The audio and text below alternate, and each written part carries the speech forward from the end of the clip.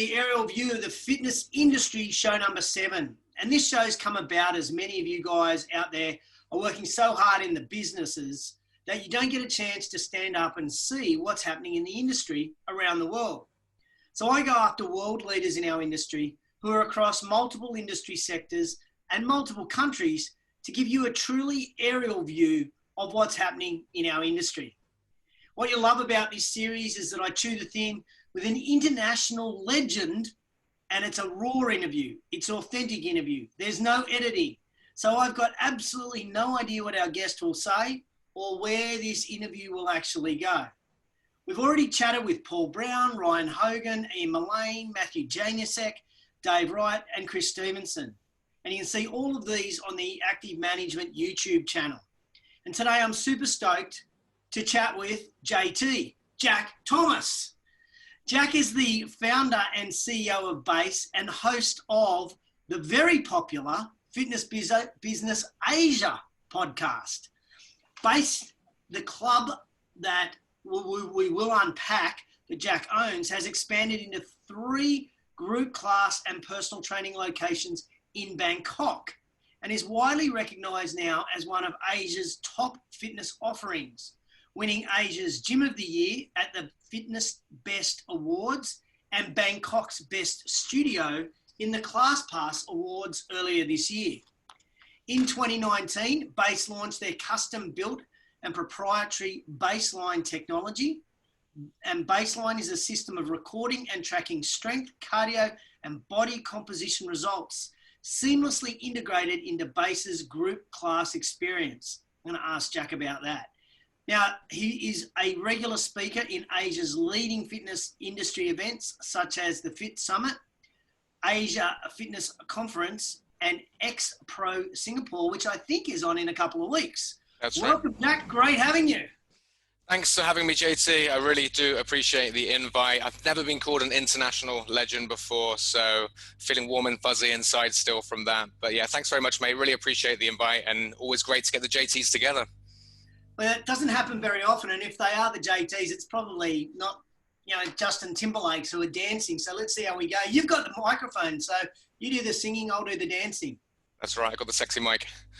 Hey, tell everyone about Baseline technology. That sounds a really fascinating component of your business. Yeah, so I'll give you the quick lowdown on that. So when we first opened Base, Bangkok's fitness industry was already fairly developed. So we realized we needed something a little bit more. So we wanted to have a system of tracking and recording our members' results as they went through a group class. We felt like that was something that was missing. So it's gone through quite a few stages to get where we're at today. First of all, we had them writing it on boards. We would take a photo of the board, and then our front desk team would put it in an Excel spreadsheet.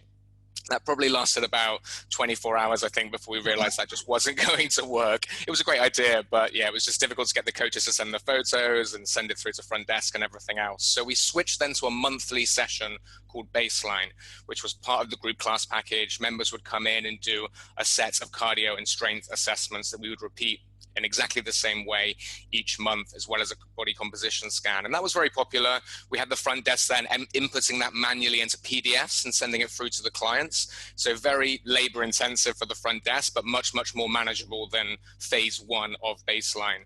That was really popular, and it enabled us to get these really cool testimonials where we could say, okay, this person's cardio went up 22% and their strength went up 18%, their body fat went down 2%. So it gave these really powerful testimonials. But we realized to do this properly and to really take it to the next level, we needed to add an element of technology.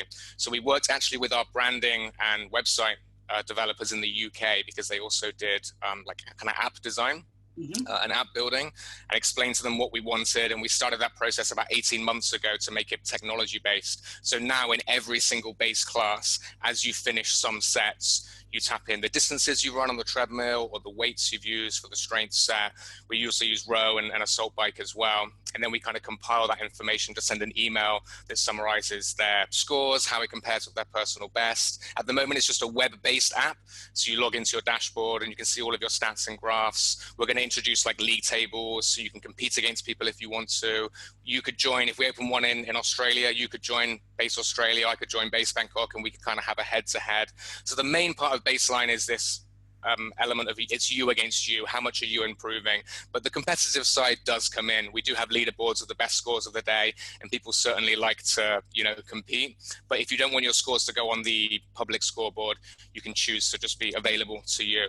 So it's been really popular. It's been a huge process to go through. It's been expensive. We've had to put a lot of energy into it, but it really has been awesome. And we're very excited for where it can go. So the way you just described the class to me is it's a high intensity workout type class. Do you have just one studio or two studios inside a location? So our concept is a combination of high intensity interval training, which we use treadmills, rowing machines and bikes for, and strength training. So we do longer sets. So it's not like 30 seconds or 45 seconds and then you switch. You would stay on a set typically for 5 minutes, and you would do your run, you would do your strength work, or you would do your row set during those 5 minutes. So those longer sets allow us to have these kind of mini challenges or standards, or these sets that people would go for and try and, beat their previous score. So just to give you a quick example, on the row, one of our sets is 20 seconds on, 20 seconds off, and you have 8 intervals. So you row for 20 seconds and rest. So that's kind of our HIIT set. One of our strength sets would be like bench press with dumbbells. So you would do that for 5 minutes, building up to your max weight and then enter it in. So yeah, that's our concept, HIIT and strength. And then we have some classes that are just HIIT and cardio, some that are just strength, and some that are HIIT and strength. So we've chosen purposely to keep the concept very crisp, very clean. And then the staffing model, one staff member throughout that class with 15, 20 people, 30 people? Yeah, it was about 25 to 30. Now we brought that down to about 15. 18 is our absolute max now to comply with, Thai government regulations on that. And the customers seem comfortable with that level of people. I think stepping it up will be a while before we can do that. Yeah, we have one coach. If it's busy, we encourage other coaches to come in and help, or we sometimes have like new coaches or intern coaches that can come in and assist as well. But the way that we set it up and structure it, one coach can quite comfortably handle that class. Now, you just mentioned there some of the restrictions that you faced. In Thailand, is the restrictions on really just around numbers in a group fitness area, or are there other restrictions? Yeah, it seems like any conversation in the fitness industry just doesn't take long to get to COVID, right? Unfortunately, yeah. But that is the world that we live in right now. In Thailand, it's just very unclear. I think in the UK and Australia, you can kind of trust things to be extremely clear. I would think, maybe you can correct me on that one, but you would think that things would be quite black and white. Here, it's kind of hard to know exactly what you should and can and shouldn't do. So I think we've got two things to consider here. So it's what the government say we can do. And I believe it's 1 to 2 meters between each person, and 1 person for every 5 square meters of space. That was the last available information we were able to find at base. So that's what we're adhering to. But the second more important thing is, what do customers and clients feel comfortable with? I mean, that's just important. Obviously, we need to comply with the government regulation, but we had lots of conversations with clients. We started off with 10 people per class, which is probably one of the most spacious classes in the fitness industry because our studios are quite big. Then we went to 12 to 15. Now we're at 18. Based on the feedback and based on what we think is right, I think that's pretty much the maximum that we can have for the space that we have available. And can you run me by perhaps the experience now, post-COVID or pre-new normal, or whatever language you want to use, when the member comes in to participate in a class, and there are lots of people who probably watch this that have some sort of a HIIT class, so they'll be curious to know, what's your hygiene standards, or what have they got to do as members, and what do you do throughout the class? Yeah, it's a good question. When clients come in, we take their temperature, we get a verbal confirmation that they don't have any COVID symptoms. So you do that every time they come in? Yes. Yeah, temperature check is actually one of the government regulations, yeah. Wow, okay, so Monday, I'm going to train Monday, Tuesday, Wednesday. I'm going to get the same question and my temperature checked each day. Yes, that's right. And then we have a sign up on the wall that says, if you have any symptoms, please don't train. And kind of our regulations we have, dotted around the studio. Every member of staff gets a cloth, which we change each class, and a towel. So fortunately, with our concept and our structure that we had pre-COVID, it was actually quite set up for the current situation, because you would spend 5 minutes on a station. Then you'd have a 2-minute break where you would grab a drink, enter your baseline score, and get ready for the next set. So they've just added in cleaning the equipment that they have used. And honestly, it's been so heartwarming to see everyone doing that. We haven't had anyone sort of not want to do it or refuse to do it. What we have had is some people that I don't think have ever cleaned anything in their lives, and they're just not quite sure how to do it. They'll spray the equipment down and they just won't even wipe it, but they're trying their best, and we really appreciate that. So the coaches now kind of talk the clients through kind of how to do it. But that's been one of the most heartwarming things about this whole experience, really, just seeing how compliant and happy everyone was to do it. So we had to take out one of our classes. It was more classic circuit training. So that was 45 seconds on each station with a 20-second break. The class was called The Works. It was a mix of everything, right? Agility, core, strength, cardio. And we had to take that out just because naturally there's no time to clean the equipment and you would just be going from station to station. So it didn't really work. But fortunately, the main bulk of our concept was this, you stay in one area for 5 minutes and move on. So, that ended up working out for us, actually. And while this may be a broad generalization, the Asian culture seems to be a very compliant culture. When we look at Australia, like just for example, on the weekend, we had people who have been, I feel sorry for anybody whose name is Karen, Jack. Yeah. We now have Karens who in Australia are objecting to wearing masks, which have been made mandatory in Victoria. In the US, we're hearing of like stand-up arguments with members about masks or wearing masks or not wearing masks. Some clubs in the US even going to the point where they have two rooms, a room where you want to wear a mask, that's where you exercise. But if you don't want to wear a mask, we have a separate room for you to exercise in. Wow. So we've got all these other parts around the world where I guess there's less compliance. Your member base, extremely compliant with all the rules? Yeah, it might be a broad generalization, but it's absolutely true. People here are pretty obedient. They pretty much follow what the government says. Of course, there's just generally a bit less freedom in this part of the world. So governments have got a bit more grip on things. So it's a bit harder to be like, no, these are my freedoms. I can do what I want. That won't really be tolerated. But not only will it not be tolerated by the governments, it won't really be tolerated by society either. Like leading up to lockdown, even if I went for a walk in the street, if I wasn't wearing a mask, I could notice I was kind of getting a few looks. Wow. And then when it became compulsory on public transport to wear it, I was like, okay, well, I don't want to make anyone feel uncomfortable. I am a guest in this country, so I will, of course, just wear a mask wherever. So, some argue that that's been a big contributing factor to the success of keeping it under control in Asia. Who knows? But it's absolutely, there's been no issues whatsoever with any members. Very, very compliant, very okay. I cannot think of one time when someone's kind of refused to do it. I think everyone kind of gets the deal with living in Asia, you would think. And there's no tourists here at the moment. Tourists might cause a bit of a fuss. We did have that from time to time. Maybe not quite understanding the cultural norms in Thailand. I mean, you get that all around the world, right? But in terms of expats, in terms of locals, no issues whatsoever. Tourism must be killing Thailand. Yeah, it's about 10 to 12% of GDP. I'm just kind of hoping that maybe domestic tourism, people, rather than going to Hong Kong or Australia or Bali, hopefully will keep that money in the country. But yeah, I think in terms of like a looming economic recession, I think Thailand will be hard hit, and I think the world will be at some point soon as well. How about Australia in terms of like tourism and just the economy? What's your thoughts on that? Well, with our borders shut, I honestly can't remember what percentage of tourism is for GDP, but it is, Queensland is just dead. My parents were on holidays last week because we could travel internally, and they went to what would be regarded as a key spot up on the Great Barrier Reef for tourists.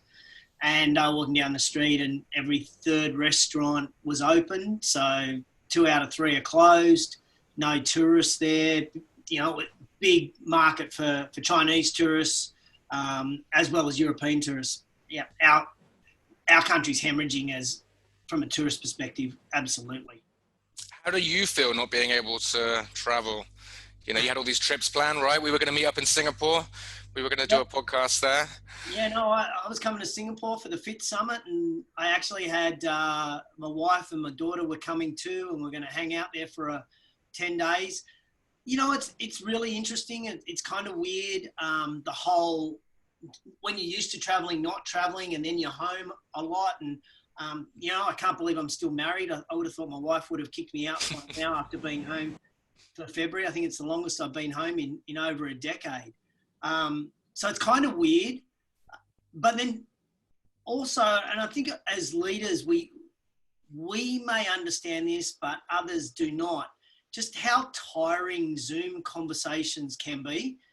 I'd much rather be sitting down over a coffee with you and filming this. It's just not as draining. And the other day, I think I had like 7 hours of back-to-back Zoom calls. And my wife came home at the end of the day and she goes, "Oh, so how was your day?" I said, "Oh, yeah, it's pretty tough. I just Zoomed all day." She goes, "You just Zoomed all day?" And I went, "Yeah." And then it made me feel kind of weird. Like, what? Should I not be exhausted because I'm stuffed? Yeah.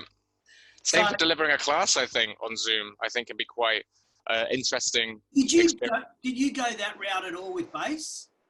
We did, yeah. So after that initial shock of like, wow, we're locked down, even though we only had 80 cases at the time. Of course, it made sense and it was the right move. But after the initial shock of that, and then after we had a COVID case at base, which we only found out about just after lockdown.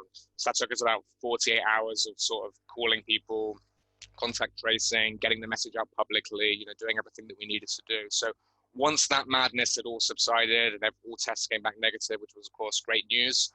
Once that was out the way, we then were like, okay, well, we've been told we're closing for 12 days. There's just no way in the world that's going to be 12 days if we look what's happening around the world. So we were like, right, what's the worst case scenario?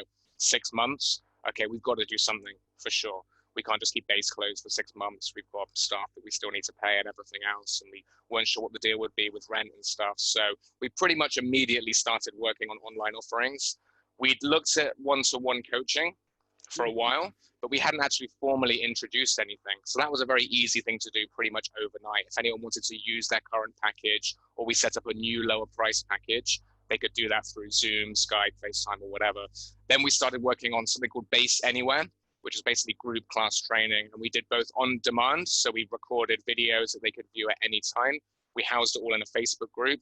And then we started Zoom classes shortly after that. And that was awesome. That was really popular. Enabled us to pay our staff, which was great, brought more stability to the business. And we got to a position where we could have ridden out, a few more months of lockdown. So, opening again after 2 months was actually a good outcome in the end. So yeah, it was great. It was a lot of fun, but interestingly, and it'd be interesting to hear how this has been in Australia, we've seen numbers go through the floor, plummet since we reopened, which I actually see as a good thing. And I did actually expect that to happen, but I didn't expect it to go as low as it's gone. So we are still continuing it. We're not doing Zoom classes anymore because the numbers went down to 1, 2, 0. Wow. But we have continued with the on-demand stuff and we brought the price down a bit and it is kind of there if people want it and people need it. But I expected it to go down, but not as fast as it did. But the great news is we got tons of emails saying, thank you so much for helping me out with Base Anywhere. It really was, huge to me to have this during lockdown, and it was great to connect with everyone. But now I'm back at base. I don't need it anymore. It's so good to be back. And we got countless emails like that. So I actually see it as good news that people want to come back to base. And I think that's shown us that we've created something special at base that you just can't get in your living room in a Zoom session. What percentage of your are your members back? We are about, interestingly, personal training was pretty much straight away back to pre-COVID levels. I've heard which I was really surprised at. So I looked at our numbers and we were 97% in terms of sessions, June this year and June last year, which is just unbelievable. And I did not quite expect that, even though I thought people would be more comfortable with personal training. Group classes, we were 53% of the year before, but it was pretty much with a standing start. We only got like 24 hours notice that we could open. So we couldn't like build up this hype. We couldn't have this big class at midnight like they've been doing in the UK. It was literally like, oh shit, we can open. Like quick, get things ready. So it's pretty much with a standing start and with less classes and with 10 people a class. So 53% to me wasn't too bad.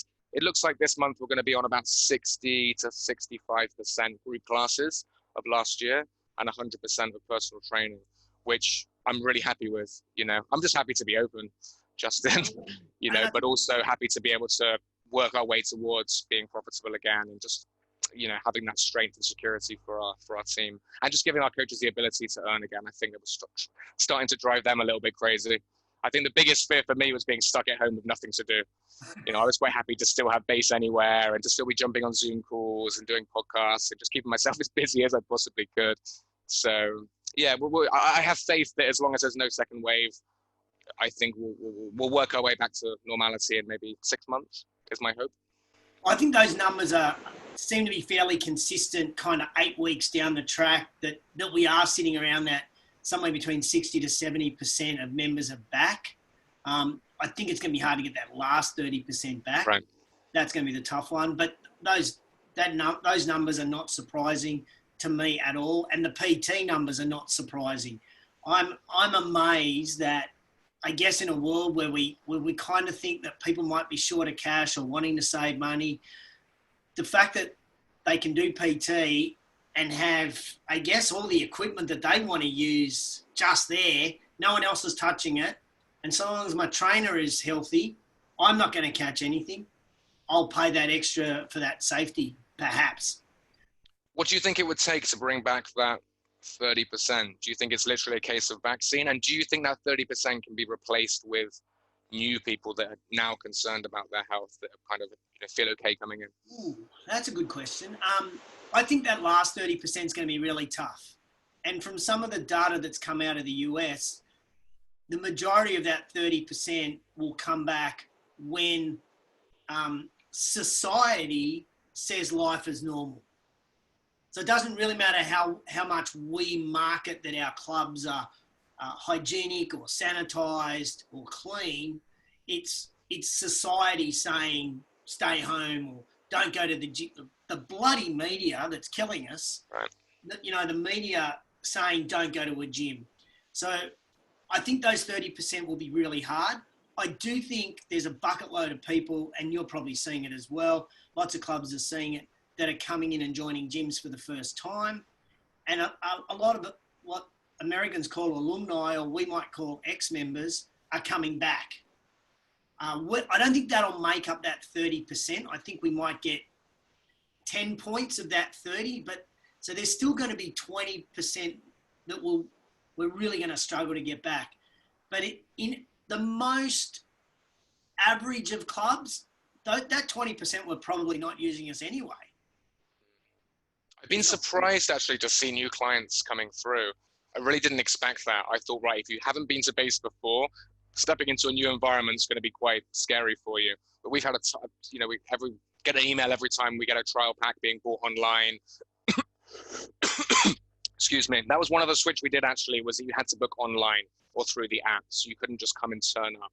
So that just helped us prepare numbers and stuff like that. So, I thought, if you can't just come in and speak to a consultant, speak to our receptionist and sort of buy a class there. I just didn't think people would just be buying online and just turning up for their first time. But we've had a surprisingly high amount of people. And so when we started to see that, we started to turn our marketing on more. And we're actually going to have a real ramp up the next few weeks.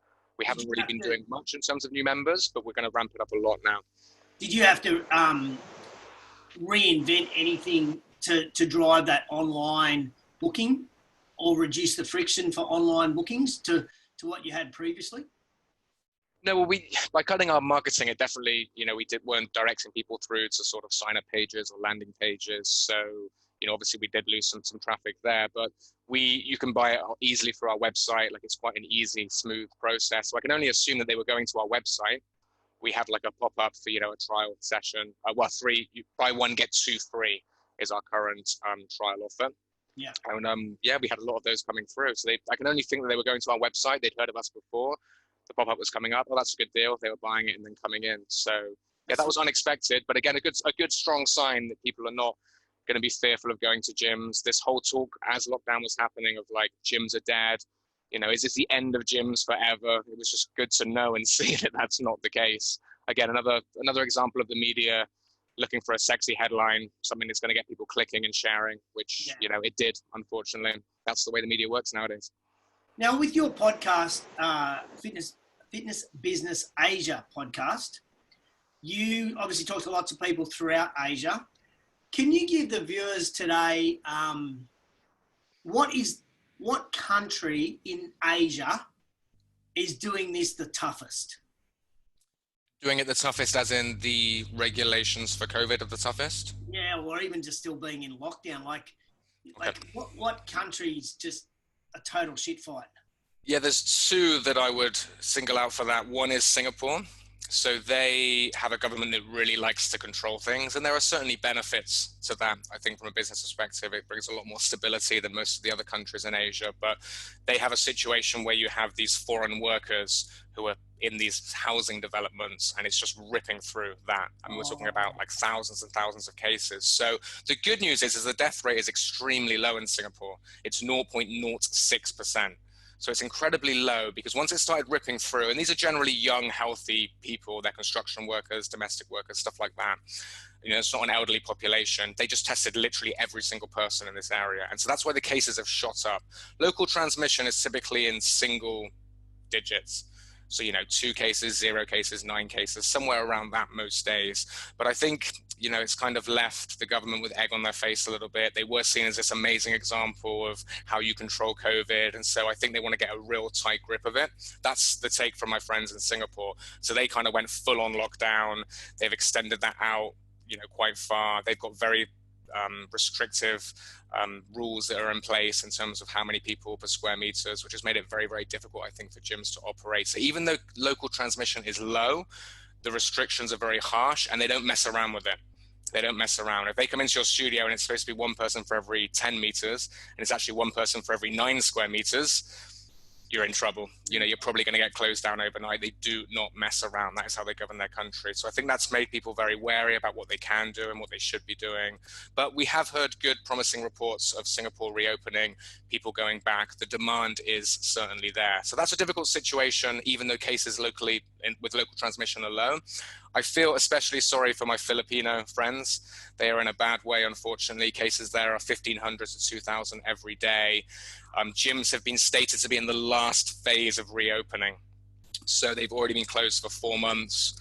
I mean, it could be 6, it could be longer. And I spoke to a friend who has a studio in Manila, the capital of Philippines, and she was saying that the only good that comes from this is that landlords have been very strict typically. They're like, no, you signed a contract, you're paying rent, but it's going on for so long that landlords have no choice now but to just go to the table with their tenants and try and thrash out some kind of agreement.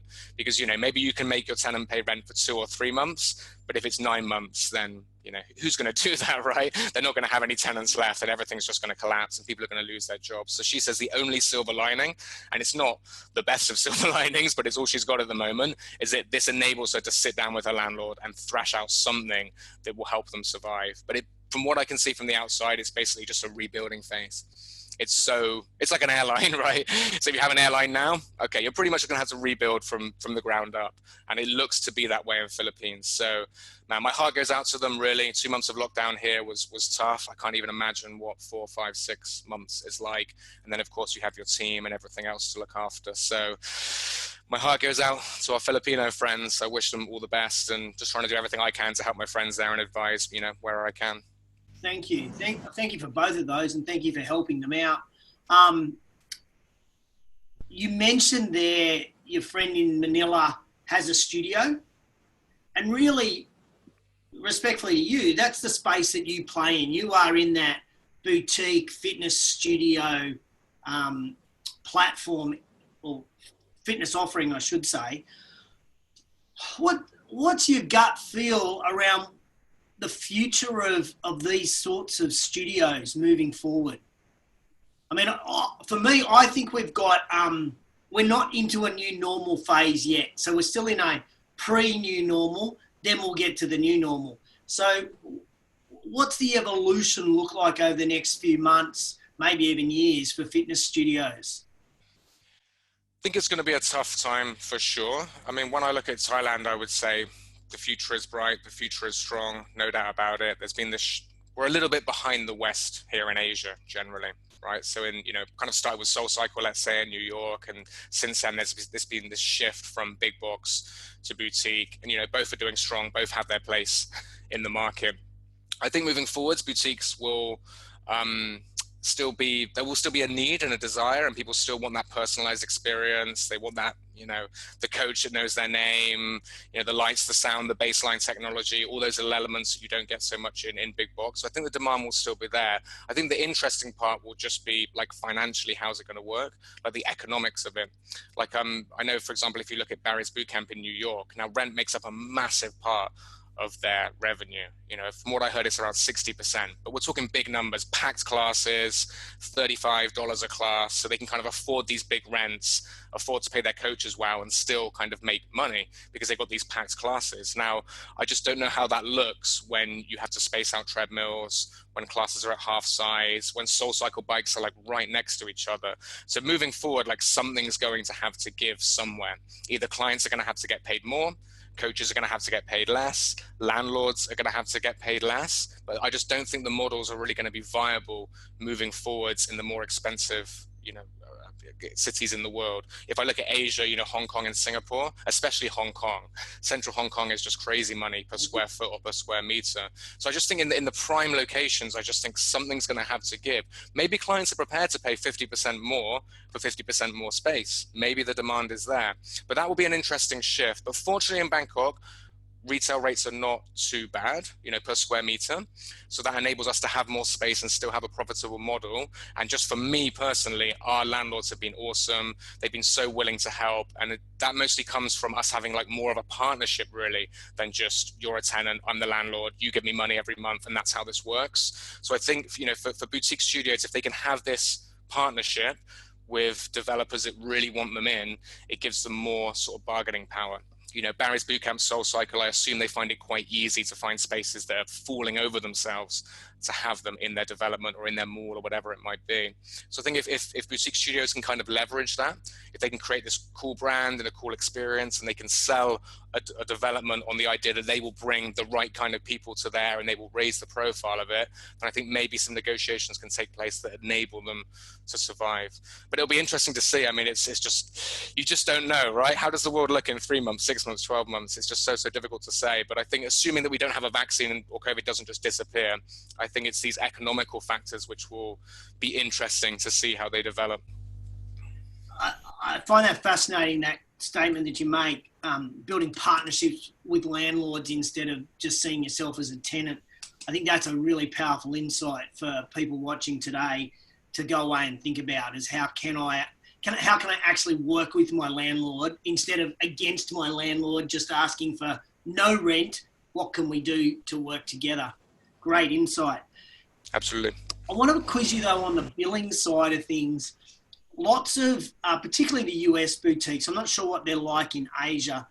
I guess the premise of their business model has always been 10 visit passes or 20 visit passes or 30 visit passes, as opposed to a box club, which is a billing arrangement, weekly, fortnightly or monthly. What's your take on the billing model kind of moving forward for boutiques and studios?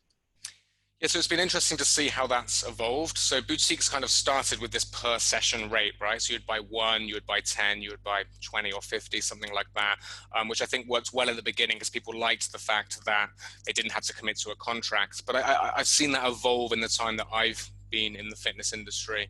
I first got into the boutique space, 8 or 9 years ago when I first got into the industry here in Bangkok, and boutique training was very, very new. And we just did 10 sessions. That was it, the old gym that I used to work in. And that was fine for them. People were just renewing and they were just buying again and again. But then you started to see that people's needs kind of changed and they developed and they wanted bigger packages. They wanted to commit to longer. And so over the last 8 or 9 years, we've definitely seen that develop into more of a model where they commit to like what we have at base now, 3 months, 6 months or 12 months, and they pay up front. Mm-hmm. And for 12 months paid up front, they get their... Sorry, that's only because your banking system, I think in Thailand, doesn't allow you to do direct debits out of credit cards. That was the problem at the beginning, but we now have a payment gateway that does allow us to do that. Wow. But we kind of already had this model of per session. So first we had, 10, 25, 50, and 100, and that was it. Then we added in, you could buy 3 months up front, 6 months or 12 months, and you got our best rates for that. And then we finally managed to find a payment gateway that enabled us to do these, monthly recurring payments, which was huge for us. So for Base Anywhere, our online platform, the sole success of it really was the ability to be able to have these recurring, subscription type payments. Without that, it would have been very hard. You're chasing everyone up every month. They haven't paid it. It's just not really possible to do an online offering, I think, where they can't come in and pay, or you're relying them to do a bank transfer. So now we do have a monthly option. Not many members take it actually, which is interesting. It's a fairly low percentage, but I think that's because maybe we didn't start with it and it wasn't our focus at the beginning. We do have a lot of members, being a premium gym in Bangkok at the top of the industry, we aren't cheap. And so we have our members typically pay for 3, 6, or 12 months up front because they want that better price per session. So it's been interesting seeing it evolve. I think really boutique studios should absolutely have subscription where they can. We now have a monthly subscription for either 12 sessions a month, 20 sessions a month, or 30 sessions a month. So 12 being 3 times a week, 20 being 4 or 5 times a week, and 30, of course, being every day. And so I think if we could go back in time and start again, I would really try and push a subscription more. I just think that puts you in a much more stable position. And then, of course, when you have a situation like this, you can kind of switch your offering to online. And, I know of a few gyms who've done very, very well out of that. They just said, okay, we're taking everything online. If you want to freeze your membership, of course, that's absolutely fine. Everything is online now. We've got 4 Zoom classes a day, and you can just go and use your monthly packages here, your subscription packages. The problem we had is because people had more like session-based packages, it was a little bit hard to kind of make that switch because an online session should be less value really than an in-person session. So we chose to build a separate platform altogether. So I think if anyone is listening and they're thinking about setting up a boutique studio, you do need to have that subscription. I think that option to have those recurring monthly payments, that has to be an option. Just before you move on, JC, I just want to make one more point with that. We shifted away from unlimited. So we did that about 6 months ago, which was a big move for us because we ran the numbers and we realized that people were using the unlimited packages so much. For some people, it was like $2 or $3 a class, which just didn't really work for us financially. So that was why we switched to the 12, 20, and 30. We did have some resistance, but we knew it was the right thing for the business. And for some people, it actually became cheaper because 12 sessions a month was cheaper than unlimited. But that was a huge project that we worked on. So yeah, lots to unpack there, but that's kind of a bit about my thoughts on pricing and what we've done at Base. And did that pushback from your members with that switch, did that just last, for 6 weeks and then it was gone, or once they had to renew and then they whinged and then it was gone once they got into the flow of it?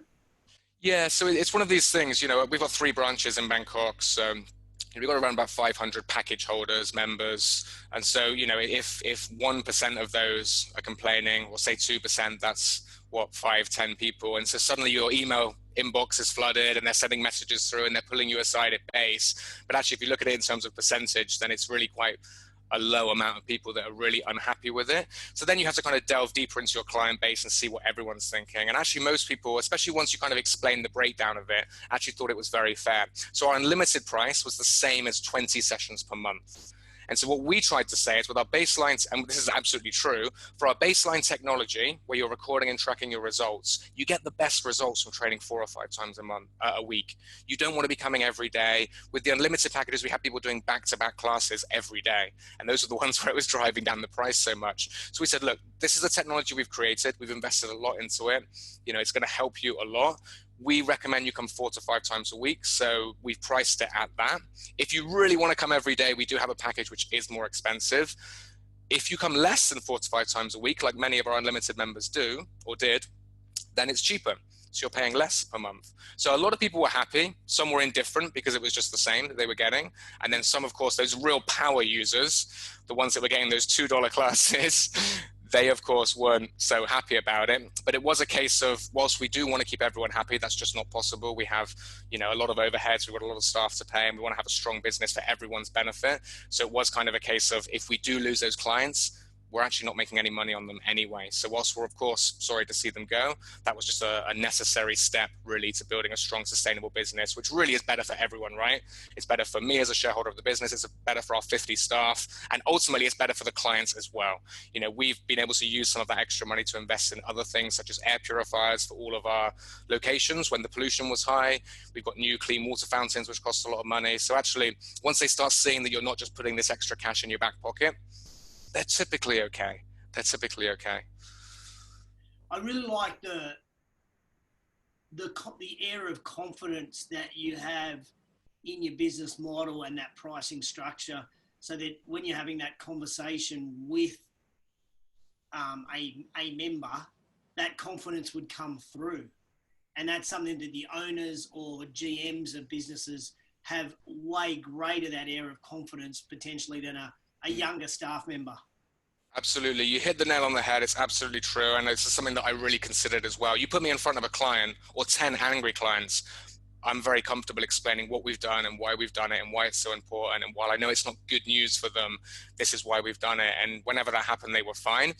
My job and the management's job was to get that feeling, that understanding to all of our staff, which is tough, right? You know, a front desk member of staff that doesn't speak English as their first language is going to find that pretty hard. But the first thing we needed to do was convince them that it was the right move. So just let the team know, this is why we've done it, guys. This is why it's important. We want to be spending more money on everyone and everything every year. We want to put your salary up every year. So this is why we've had to make these changes. And this isn't just applicable to this particular switch. We bring our prices up at the end of each year. So selling to the staff why we've done it and having them understand, and then training them to have these conversations, you know, doing role plays with the front desk staff, having the coaches understand why we've done it. You know, whenever we put the prices up for the gym, they get a price increase as well, which helps them get on board. Explaining to them, look, guys, value your time. This isn't about base making more money. This is about us continuing to be the best, continuing to invest, and continuing to pay you more money every year, which I know you want. And people should appreciate that and respect that. We give them 100% every time they come into base. You give them 100%. This is the right thing to do. And if that's said with enough confidence, generally the team get on board and they feel more comfortable having those conversations. And then it's just like basically objection handling. You know, it's like, yeah, if they say this and this is a good response to that, and then the last step would be, look, we understand you're not happy. If you want to send an email to management, they'll get in touch with you. And okay, some of those emails come through, and then I can give them a call, or the management can give them a call, and try and diffuse bit by bit and make sure everyone's okay. But you know, it's with 500 members and, you know, more people that come and do drop-ins and everything else, you are going to get some people that are not happy. It's not our job to try and make every single person that comes through our doors happy. It's our job to do the right thing for everyone, and that means the team, the business, and, you know, ultimately the members as well. Great insights. Like I said right up front, I never know where these conversations are going to go, and this has been a great little tangent we've gone on around on pricing. So thank you for being so transparent and so honest. I really appreciate that, Jack. Now, if I think about fitness studios, and I kind of want you to gaze into your crystal ball, look into the future. If I look at studios and I were going to rank them from like a shitty studio at a 0 out of 10, and base, which I've learned more about in the last 45 minutes about base, I'm going to give that a 10 out of 10.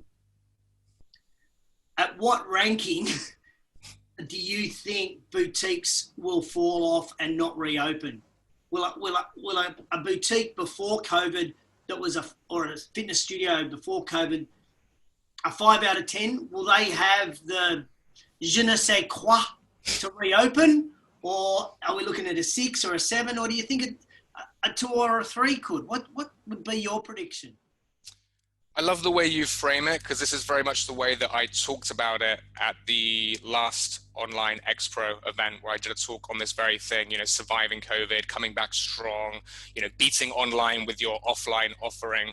And I really tried to think about it in the same way. And we talked about this very topic. And of course, we will both be appearing at the upcoming X-Pro as well. So very much excited for that and looking forward to that. So I really like the way that you break it down.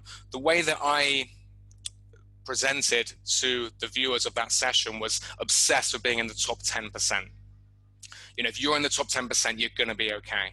Like, I went to a restaurant the other day that's just fantastic. They do everything well, beautiful food, great service, they're just bang on. They're absolutely in the top 10%.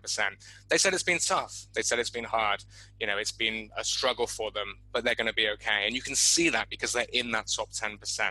I think if you're not in that top 10%, it's going to be difficult. And that doesn't necessarily mean you need to be like super premium. You know, everything's just incredible. You could be a budget gym, but you could be the top 10% in terms of the customer service that you give, the cleanliness of the place, the marketing, the vibe, the atmosphere. So you don't necessarily need like a ton of money to be the top 10%. You know, you could be the top 10% sort of pre and postnatal training service in your area. So definitely in each niche, there could be a top 10% as well. But you need to kind of obsess with being there to survive these times. Now, you know, if you're the top 15th percentile or something, you probably are still going to be okay. But by obsessing about being in that top 10%, I think is the only way to really ensure survival. And every day be asking yourself with every decision you make, how can I be in this top 10%? I think we're going to see 30 to 40% of gyms. This is Asia now. I'm not so familiar with the other markets, but 30 to 40% of gyms close, I think, over the next 6 to 12 months is my prediction. We've already seen a few closing down here and there. You know, Singapore, some of the boutique studios have put out emails to say they're not going to be reopening again. And so I think that's partly going to be just what's going on right now. And then I think a bit of a delayed economic impact or economic recession, I think, will cause more to close down the line. And I think this is a time for studio owners and gym owners to ask themselves, how motivated am I right now to get myself in that top 10%? If it wasn't what you thought it would be, opening a gym, you know, if you've been a yoga instructor and everything was amazing and you opened your own yoga studio with these dreams of how everything's going to be and it isn't quite like that and you're struggling to make the bills every month and you're just not enjoying it as much as being a yoga instructor, you need to have that conversation with yourself now. Is this what I want to do? Do I have the energy, the motivation, the drive and discipline and everything else to make this right? Or is this a good chance to actually go back to doing what I love, which is yoga teaching? So I think it'll be a very difficult time for a lot of studios. I think there's a lot of questions that we will need to ask ourselves as gym owners, and I hope this is kind of help people, you know, answer those questions. And if you're up for the challenge, if you're ready for it, then, you know, let's do it over the next 6 to 12 months and give it everything you have. But if that doesn't sound very fun to you or if it just sounds scary and horrible, then again, just really think carefully about what you want to do, because it could be the perfect time, the perfect excuse, you know, to wrap things up now. And I think it's okay. Like we often talk about excuses why we don't do things. And I actually think it's okay to say, you know what, I don't want to go back. Yep. I don't have the energy. I don't have the internal drive. I do just want to be a coach or an instructor or a manager. That's okay. It's not a sign of failure. I think it's actually a sign of strength to go, you know what, I want to stay in the industry, but that route of ownership is not what I want. Yeah, absolutely. I think really a failure for me in this situation would be like, oh, I don't really want to do it, but I'm not sure what to do. Or it will look bad if I close. You know, I don't want to say on social media that I've had to close the gym. And so, you know, for reasons like that, you end up grinding this out over 12 to 18 months. And those 12 to 18 months could have been spent doing something which is better for you and better serves you. Like for me, that would be sad and that would be more like a failure. Absolutely, by analyzing the situation and making the right move for you now and not being afraid to make that move and not to be embarrassed or ashamed, I think is the boldest, strongest decision and can absolutely be a success. And I would say for some people, it could end up being a good thing. The business could have trickled out over 2 years. 2 years of them not enjoying it, losing money, not sure what to do. But as it is, we've had this big event which has forced us to make big decisions in our lives, and it's forced them to make the right decision for them. And I think if they can frame it like that, then that's really, you know, it can end up being a good thing. I think really as a business owner, times like this should almost turn you on a little bit, you know, and I do feel this. It's like, okay, this is a bigger challenge than I've ever come across. You know, it's difficult, it's hard, it's financially tough for everyone, but, you know, I've got this and I want to do this and I want to lead my team to come through this as well. And I think if that doesn't kick into gear now, well, man, the next 12 to 18 months are just not going to be very fun, to be honest with you, if that doesn't kick in. So again, by asking ourselves these questions, I think we can really consider what we should do next. And again, I think, you know, I know you're on the same page of this, JT. If anyone's unsure, if anyone's not comfortable, like reach out to us. You know, we're happy to jump on a Zoom call. We're happy to, for free, we're happy to talk through all of this and help people understand if it's the right decision for them or not. You know, with our experience in the industry, I think maybe having those different eyes to look at it, I think could be huge. You know, sometimes asking your friends is not the best thing. They're like, no, you know, don't quit, never give up. You know, you've got to fight for your dreams. Might not be the best advice. So I think having an objective opinion from one of the JTs might be right for some people. So I hope you don't mind me extending out that invitation. No, I think it's a very valid point. Our friends will tell us what we want to hear. An external third party will ask the questions that probably will not be asked by other people. And it's not for any other reason other than to help get you clarity. I was imagining, as you were describing, the next 12 to 18 months as a grind. I can just see the nose to the wheel and just having to work your butt off for the next 12 to 18 months to come out of this. And that will, as you say, require physical energy, emotional energy, spiritual energy, financial energy. And so it's okay to put your hand up. Look, I think the bottom line is gyms are not going anywhere. They're still going to exist, and we're going to need good people to work in them, and we're going to need good people to lead them. So there's plenty of opportunities there if you don't have that desire to still be an owner. Oh, yeah. You don't have to be an owner to be successful in our industry.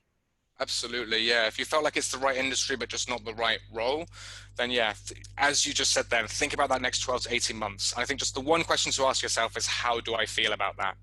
Yeah. If it's fear, indecision, worry, and everything else, then maybe that's telling you something. If it's like, I'm ready for the challenge, and I love this industry, and I love what I'm doing, I love the role I have within this industry, then maybe that tells you something else. So yeah, difficult times for a lot of people. Pivotal times, but I think if you maneuver it right, then you'll come out better. I love it. Jack, this has been a fascinating conversation. A, because I've learned so much. B, it's been philosophical to really challenge perhaps our thinking. And C, quite inspirational to hear how you moved your business, what you did with your business, but also inspirational in the sense of having people sit down and perhaps visit the House of Mirrors around what they want to do over the next 12 to 18 months. So thank you so much for your time. If people want to get hold of you, what is the best way? And plug your podcast. If they want to contact me, well, first, thank you, JT. Really, it's been a great chat. You reached out to me just after we started the podcast, just to catch up on a WhatsApp call, and that really meant a lot to me. And it's really great to speak to someone who's got experience in the industry. And I think I speak on behalf of a lot of people when I say thank you for everything that you've done in the last 4 to 5 months with your campaigns in Australia, that gyms are safe, exercise is medicine. I know a lot of people do appreciate that. So thank you, JT. In terms of contacting me, LinkedIn is my social media platform of choice. I try and stay off the other ones as much as I can now, Instagram and Facebook. So that's the best way to contact me, or jack@basebangkok.com. That will come directly through to me. Fitness Business Asia podcast, just fitnessbusinessasia.com, or you can search for Fitness Business Asia on Apple or Spotify. We talk to gym owners, coaches, investors, anyone involved in the fitness industry based in Asia. It is a mix of solo podcasts from myself, where I talk about many of the things that we've discussed today, as well as non-COVID related topics as well, and also interviews with industry leaders. So those industry leaders are typically in Asia, but we're going to get you on the podcast, JT. We have spoken about it. We were going to do it in Singapore. Let's jump on a call soon, because I know there's a lot that you can share with our listeners that would be especially helpful. We'll put the links to both the studio in the comments below so people can check that out, as well as links to the podcast as well. Mate, fascinating. Thank you so much for your time. I really appreciate it. And I know you're probably going to get some people reach out to you and say, hey, JT, can I have a chat with you? And I'm going to get people to reach out and say, hey, JT, can I have a chat with you after this? And we are here to help the industry and help people really feel better about themselves. Forget about the industry. Just think about yourselves at this point. Yeah, absolutely. Yeah, we put it out there now, so we have to stick with it, right? That's the great thing about public accountability. You just put it out there and there's a record for it, so you have to do it. But yeah, we're both very happy to help. So hopefully people take us up on that. Indeed, they will. I bet they do. Thanks, mate. Cheers, JT. Thank you, mate.